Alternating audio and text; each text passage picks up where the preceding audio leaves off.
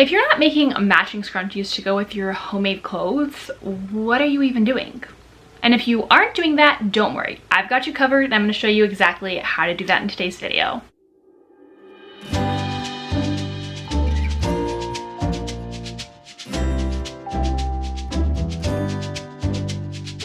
Hello everyone, welcome back to my channel and welcome to a super fun and quick and easy sewing tutorial. In today's video, I'm going to be showing you how to make a super fun scrunchie, jumbo scrunchie. I really don't know what specific style of scrunchie this would be. I'm calling it like the double ruffle scrunchie because this is what it looks like. I was recently at Marshall's and I was walking through like their hair accessory aisle and I saw these scrunchies that essentially like had elastic in the middle, but then both sides were like ruffly, and I was like, that's a really fun idea. I kind of want to make my own.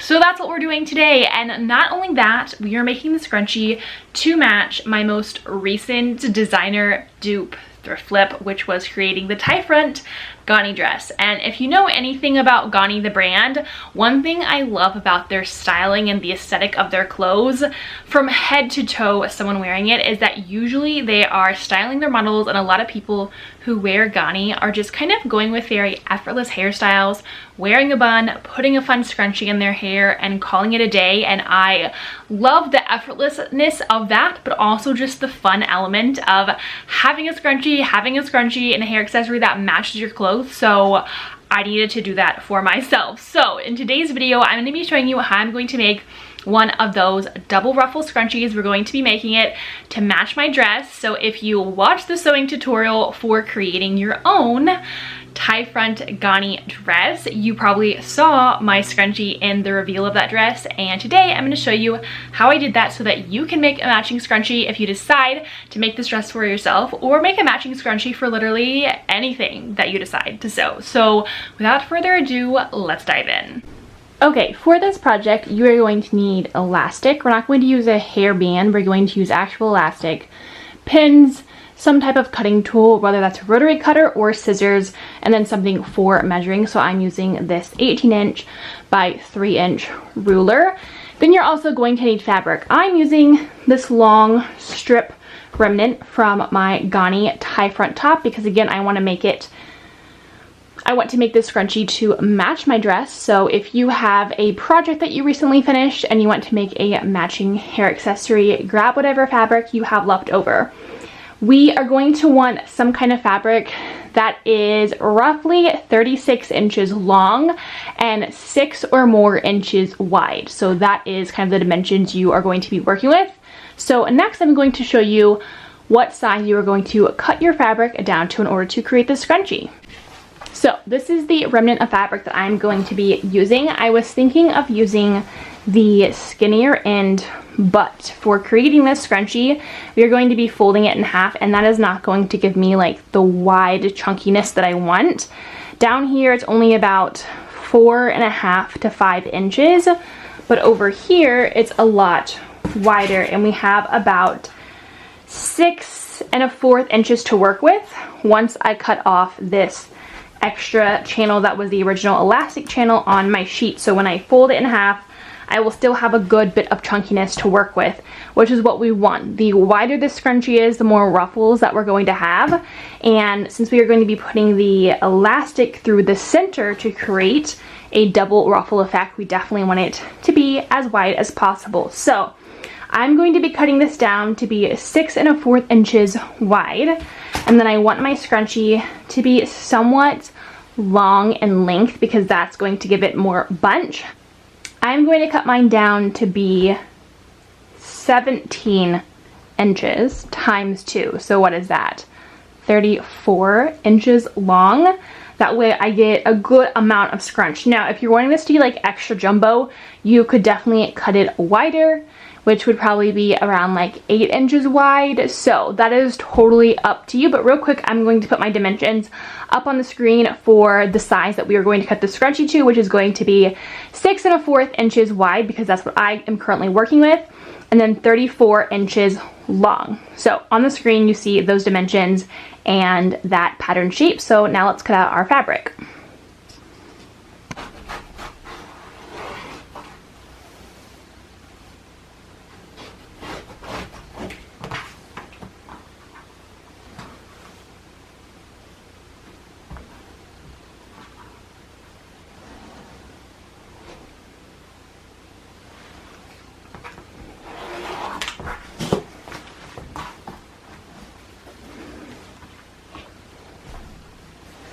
Okay, to start off, we are going to take our long strip of fabric and we are going to fold it lengthwise, right sides together. And we are going to sew starting 2 inches in from this side. So we're going to sew from 2 inches in here all the way down to the other end, ending about 2 inches from the end. So these ends need to stay open to be connected together, and then also to flip our fabric right side out. So we're going to fold it right sides together lengthwise and then sew right along the edge at a 1/4 of an inch seam allowance, leaving 2 inches unsewn at both ends. So let's go. So an important part about sewing the edges closed on the scrunchie is that I needed to start 2 inches down to leave an opening to connect my ends later on. And as I'm sewing these sides together at a 1/4 of an inch seam allowance, I am also going to pay attention to when I get to the end to also stop before I get to the edge. So I'm going to stop about 2 inches from the edge.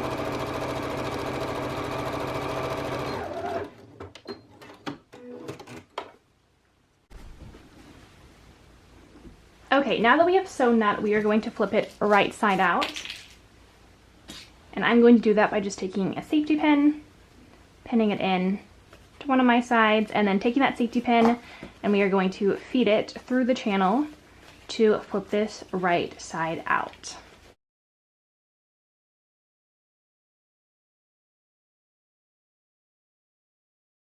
All right, now that we have flipped it right side out, I'm going to take it over to my iron and I'm going to press it flat with the seam that we just sewed on the edge. Now I was thinking about pressing it with the seam in the center so that it is actually hidden.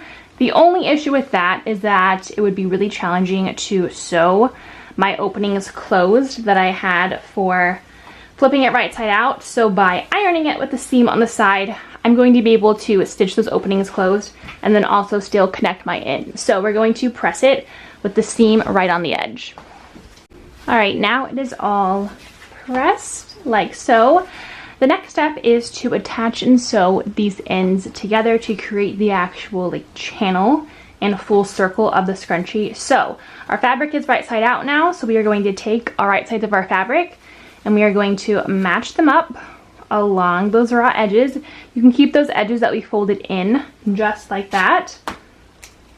So you pressed those openings in, and that's going to get sewn closed afterwards. But right now we are just attaching the raw edges end of our scrunchie and just pin it over to match up.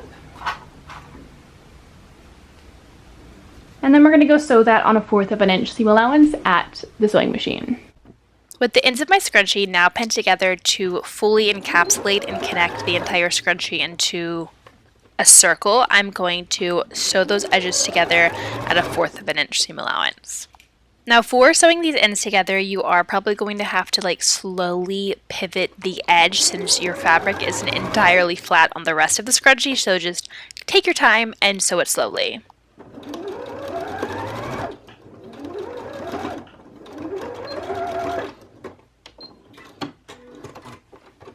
Then over at my iron, I'm going to iron those seams flat. So I started on this side and then I flipped it around on my iron, and then I ironed this side so that it was flat all the way across.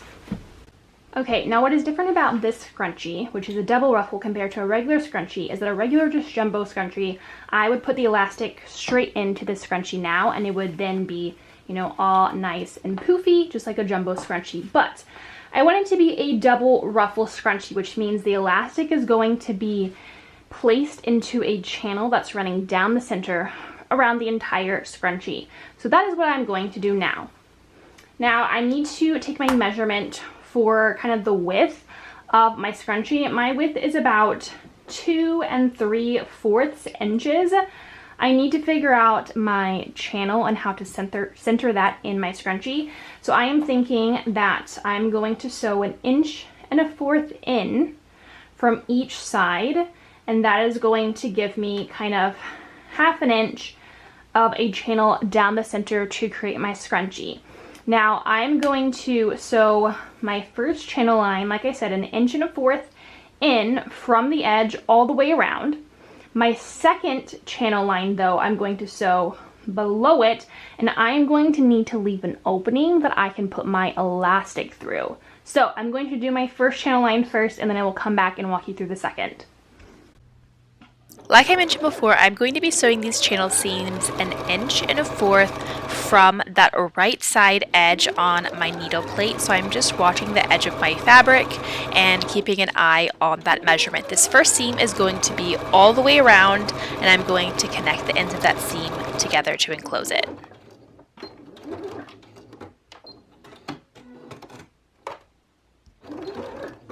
For my second seam to create my elastic channel, I'm also going to be sewing that 1.25 inches from the edge. Now for this one, I'm going to make sure that I leave a gap between the beginning and the end of my seam. So keep that in mind. You could also measure your seam placement and actually draw lines to sew over if you wanted. Now here, this is where I'm going to end my seam and leave a little gap. Alright, now we have the channel sewn in, and as you can see, I sewed my first seam for my channel all the way around, and the second one I left about 1 inch or 3/4 of an inch opening so that I can put my elastic through. Now for figuring out my elastic for this scrunchie, it's not going to be a scrunchie that I'm using in place of a hairband. It's one that I'm using as just an accessory, so I'm literally just going to be putting it around my bun and not wrapping it multiple times. So I still want it to be the right tightness, and usually the tightness I figure out for my scrunchies is the comfortability of elastic to wear it around my wrist, because obviously sometimes you are just wearing your scrunchies around your wrist. So usually what I do is just wrap the elastic around my wrist to a good like snugness, but also not too loose, not too tight. And then I need to leave about like 1/2 inch extra on the ends so that I can tie a knot. So I think this is what I'm going to go with. That's probably enough stretch to go around a bun and not be too loose. So we're going to cut that off. Now let's see, if you wanted to actually know how long this was, this is just a little under 8 inches long. So cut an 8-inch piece of elastic, or you can cut it a little bit longer if you would like.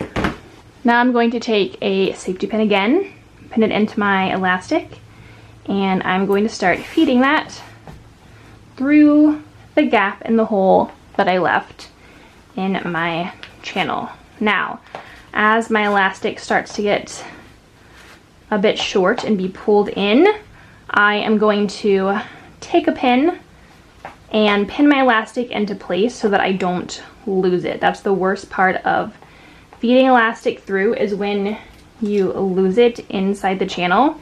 So I'm going to pin that down so I don't lose it, and then just keep bunching this around. And as I'm feeding my elastic through this channel, I am going to be able to start to see kind of the double ruffle effect of the scrunchie, which I think is honestly so fun. Way more exciting than just like a regular scrunchie, if I'm being honest. And I think this is going to look so cool in my hair. Alright, and now that I'm at the end, I'm going to take my safety pin and pull it out so that the ends of my elastic are matching. I'm going to take my safety pin out, still holding on to my elastic, because if I let go, we're going to lose them. And then I'm going to unpin this first side that we pinned down. Now I'm going to tie my elastic together so that it is a continuous loop. We're just going to do a little tie since it's thin elastic. Pull it nice and tight, and then if we pull this, it will get lost in the channel. So now you're starting to kind of see that double ruffle look. Last, we need to sew the opening closed for our channel of elastic, and then we also need to sew the original opening right along the edge closed. So let's go do that. Now that my elastic is in the scrunchie, I'm just going to connect that gap that we previously left for inserting the elastic together by connecting those two seams. And then the last step is sewing closed the open edges of the scrunchie that we had for connecting the ends together. So now those edges are pressed in, we pinned it, and then I'm just going to sew right along the edge to close that last hole that was opened for connecting and creating our scrunchie and also putting in my elastic. So just sew right along that edge, back stitching at the beginning and the end. Alright, and here is the finished scrunchie. As you can see, it has that really fun kind of double ruffle effect, which I think just makes it way more exciting when like you're wearing it. It's kind of going to look more like a flower. So now to show you what it looks like matching my dress. And here is the finished double ruffle scrunchie. I definitely feel like this scrunchie style is way more interesting and fun, and the fact that it matches my dress is just taking me back to like my little girl childhood where all my hair accessories like perfectly matched my clothes, and I just think it's so fun. So I hope that you enjoyed this tutorial and that you'll give it a try. Let me know if you're planning on making this scrunchie, and if you do, make sure to tag me on social media if you share it. As always, thank you so much for watching my videos. Make sure that you hit that subscribe button, give this video a thumbs up, and I will see you in the next video. Happy sewing!